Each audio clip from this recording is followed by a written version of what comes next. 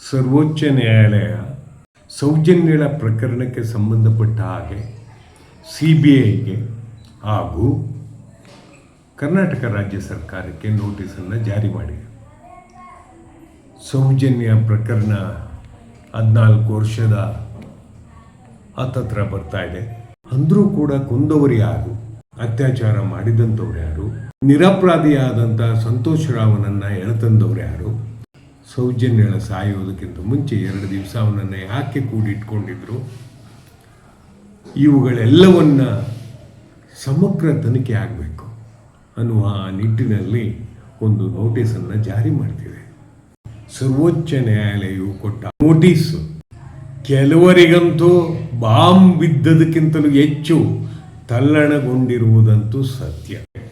ಯಾರು ಅತ್ಯಾಚಾರವನ್ನು ಮಾಡಿದ್ದಾರೆ, ಯಾರು ಕ್ಯಾಮ್ರಾದಲ್ಲಿ ಸರಿಯಾದ ಘಟನೆಗಳನ್ನು ಹಿಡಿದಿಟ್ಕೊಳ್ಳದೆ ಅದನ್ನು ಬದಲಾಯಿಸಿದ್ದಾರೆ, ಯಾರು ತನಿಖಾಧಿಕಾರಿಗಳಿದ್ದಾರೆ, ಹೇಗೆ ವಂಚಿಸಲ್ಪಟ್ಟಿದ್ದಾರೆ ಮತ್ತು CBI ತನಿಖಾ ಸಂಸ್ಥೆಯೂ ಕೂಡ ವಿಫಲವಾದದ್ದಾದರೂ ಹೇಗೆ ಇತ್ಯಾದಿಗಳ ವಿಷಯಗಳನ್ನಿಟ್ಕೊಂಡು ತನಿಖೆಗೆ ಆದೇಶವನ್ನು ನೀಡುವಂಥದ್ದು ಅಥವಾ ಅವರ ಅಭಿಪ್ರಾಯದ ಸಂಗ್ರಹಣೆಗೆ ನನ್ನ ಮುಂದೆ ಬಾ ಅಂತ ಹೇಳುವಂಥದ್ದು. ಇಲ್ಲೆಲ್ಲಿಯೂ ಕಳೆದು ಹೋದ ತಾಯಿಯನ್ನು ತನ್ನ ದುಃಖದ ಮಡುವಿನಲ್ಲೇ ಕಳೆದ ಅಷ್ಟು ವರ್ಷಗಳಿಂದ ಅವಮಾನಿತಳಾಗ್ತಲೇ ಆಸ್ತಿ ಮಾಡ್ಕೊಂಡ್ಬಿಟ್ಟಿದ್ದಾಳೆ, ಬೂಸ್ತಿ ಮಾಡ್ಕೊಂಡ್ಬಿಟ್ಟಿದ್ದಾಳೆ, ಮಗಳು ಸಾಯಿಸಿದ್ದ ಕಾರಣದಿಂದ ಯಾರೋ ಎತ್ಕಟ್ತಿದ್ದಾರೆ, ಇತ್ಯಾದಿ ಇತ್ಯಾದಿ ಇತ್ಯಾದಿ ಅವಮಾನಗಳನ್ನ ತಡ್ಕೋತಲೇ ನ್ಯಾಯಾಲಯದ ಬಾಗಿಲುಗಳನ್ನು ತಟ್ಟುತ್ತಲೇ ಮುನ್ನಡೆದಿದ್ದಾಳೆ. ಸೌಜನ್ಯಳ ವಿಚಾರದಲ್ಲಿ ಆದಂಥ ದುರಂತ ಅಂತ್ಯ ಏನಿದೆ, ಒಬ್ಬನಿಂದ ಸಾಧ್ಯವಲ್ಲದ ಪ್ರಕ್ರಿಯೆಗೆ ಇವರೆಲ್ಲರೂ ಮಾಡಿದಂಥ ವೇಜನದಲ್ಲಿ ಕಲೆಕ್ಟ್ ಮಾಡಿದ ಅಂತ ಮಣ್ಣನ್ನು ಕಳಿಸಲಾಗಿದೆ, ಇತ್ಯಾದಿ ಇತ್ಯಾದಿ ಇತ್ಯಾದಿಗಳು ಬೃಹತ್ ಮತ್ತು ಸಮಗ್ರವಾದಂಥ ತನಿಖೆ ಯಾಕೆ ಹೊರಬಿದ್ದಿಲ್ಲ?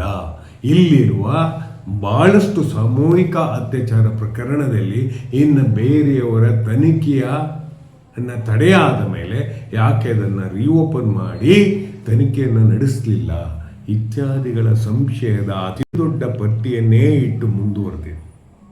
ಯಾಕೆ ಅಲ್ಲಿದ್ದಂಥ CC ಕ್ಯಾಮ್ರಾಗಳು ಮುಚ್ಚಲ್ಪಟ್ಟಿದ್ದವು? 200 ಜನರನ್ನು ಊತಿದ್ದೇನೆ ಅನ್ನುವಂಥ ಚಿನ್ನಯ್ಯನ ಪ್ರಕರಣವನ್ನು SIT ರಚನೆ ಮಾಡಿದ್ರೂ ಕೂಡ ಅದರ ಪತ್ತೆ ಯಾಕಾಗಲಿಲ್ಲ? ಅಸಹಜ ಸಾವುಗಳಿಗೆ ಯಾಕೆ ನ್ಯಾಯ ದೊರಕಲಿಲ್ಲ? ಅದಕ್ಕೆ ಪ್ರತ್ಯೇಕವಾದ FIRಗಳನ್ನ ಯಾಕೆ ದಾಖಲಿಸಲಿಲ್ಲ? ಬಹಳಷ್ಟು ಸಂಶಯದ ಅತಿದೊಡ್ಡ ಪಟ್ಟಿಯನ್ನೇ ಇಟ್ಕೊಂಡು ಸರ್ವೋಚ್ಚ ನ್ಯಾಯಾಲಯದ ಮುಂದೆ ಕದವನ್ನು ತಟ್ಟಿದ್ದಾರೆ.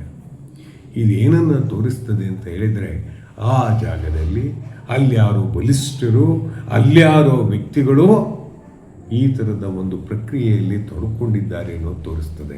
ಸ್ವಾಮಿ ಗೌರವಾನ್ವಿತ ನ್ಯಾಯಾಧೀಶರು ಕೊಟ್ಟಂಥ ಜಡ್ಜ್ಮೆಂಟ್ ಏನಿದೆ CBI ನ್ಯಾಯಾಲಯದಲ್ಲಿ, ಇವನನ್ನು ಬಲವಂತವಾಗಿ ಸಿಕ್ಕಿ ಹಾಕಿಸಲಾಗಿದೆ ಅನ್ನುವಂಥ ಮಾತು ಮತ್ತು ಪಂಚೆಯಲ್ಲಿ ಸಿಕ್ಕಂಥ ಅಷ್ಟೂ ಕೂದಲುಗಳು ಇವನಿಗೆ ಟ್ಯಾಲಿ ಆಗ್ತಿಲ್ಲ ಅನ್ನುವಂಥ ಮಾತು, ಅದೇ ರೀತಿಯಾಗಿ ವೈದ್ಯರು ಒಣಗಿಸದೆ ಕೊಟ್ಟಂಥ ಏನು ಸ್ಯಾಂಪಲ್ ಇದೆ ಅವೆಲ್ಲವೂ ಕೂಡ ಸಂಶಯಕ್ಕೆ ದಾರಿ ಮಾಡಿ ಕೊಡುತ್ತಿದೆ ಅನ್ನುವಂಥದ್ದು ಮತ್ತು 2 ದಿವಸ ಮೊದಲೇ ಅವನನ್ನು ಕಟ್ಟಾಕಿ ಕುಂಡಿಸಿದ್ದಂಥದ್ದು ಮತ್ತು ಈ ಕೆಲವು ಕೊಲೆಗಡಕರೇ ಅವನನ್ನು ಹಿಡಿದು ಕೊಡುವಂಥದ್ದು, ಇವೆಲ್ಲವನ್ನ ನೋಡ್ತಾ ಇದ್ದರೆ ಆ ಭಾಗದಲ್ಲಿ ಆ ಸಮಯದಲ್ಲಿ ಕೆಲಸ ಮಾಡುತ್ತಿದ್ದ ಪೊಲೀಸ್ ಅಥಾರಿಟಿಗಳು ಸಂಚನ್ನು ರೂಪಿಸಿದ್ದಾರೆ.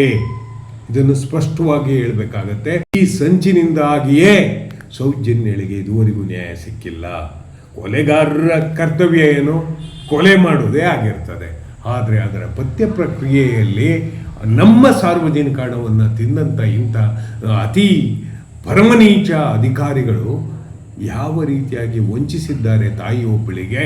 ಈ ಸೌಜನ್ಯಳ ತಾಯಿ ಕುಸುಮಾವತಿಗೆ ಇನ್ನೂ ಅರಗಿಸಲಾಗದಂಥ ಒಂದು ಹೆಣ್ತನದ ಹೃದಯ ಜೊತೆಗೆ ಗಾಬರಿ ಮತ್ತು ಇದು ಘಟಿಸಿದ ರೀತಿಯಿಂದ ನಾವು ನೋಡ್ಕೋತಾ ಬಂದಾಗ, ಅವಳು ಮೆರವಣಿಗೆ ಹೋದರೆ ಅವಳಿಗೆ ಹೊಡೆದ್ರು, ಸೌಜನ್ಯಳಿಗೆ ನ್ಯಾಯ ಬೇಕು ಅಂತ ಹೇಳಿದರೆ ಅವನು ಹೊಡೆದ, ಅವನ ಅಣ್ಣ ತಮ್ಮಂದಿರಿಗೆ ಹೊಡೆದ್ರು, ಅವಳ ತಂಗಿಗೆ ಹೊಡೆದ್ರು, ಯಾರು ಹೋರಾಟ ಮಾಡ್ತಿದ್ದಾನೆ ಮಹೇಶ್ ಶೆಟ್ಟಿ ತಿಮ್ರೋಡಿ ಅವನನ್ನು ಗಡಿಪಾರು ಮಾಡ್ತಾ ಬಂದರು.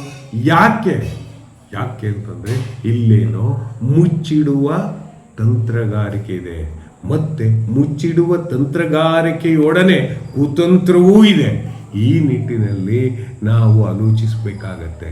ಅಲ್ಲೇನು ದಂಗೆ ಹೇಳ್ತಿಲ್ಲ, ಮಟ್ಕಾಗಿರಿ ನಡೀತಾ ಇಲ್ಲ. ಅಲ್ಲಿ ಕೇಳ್ತಾ ಇರುವಂಥದ್ದು ಸಾರ್ವಜನಿಕವಾಗಿ ನಾವು ಹೇಳುವಂಥದ್ದು ಕೂಡ ನಮಗೆ ಬೇಕಾಗಿರುವುದು ನ್ಯಾಯ ಬೇಕು ಅನ್ನುವಂಥದ್ದು ನಿಮಗೆ ಹರ್ಗಿಸ್ಕೊಳ್ಳಾಗಲ್ಲ, ಓಡಿಸ್ಬಿಡ್ತೀನಿ ಹೊರಗಡೆ ಅಂತ ಅಂದರೆ ನಾವು ಏನು ಹೇಳೋಣ?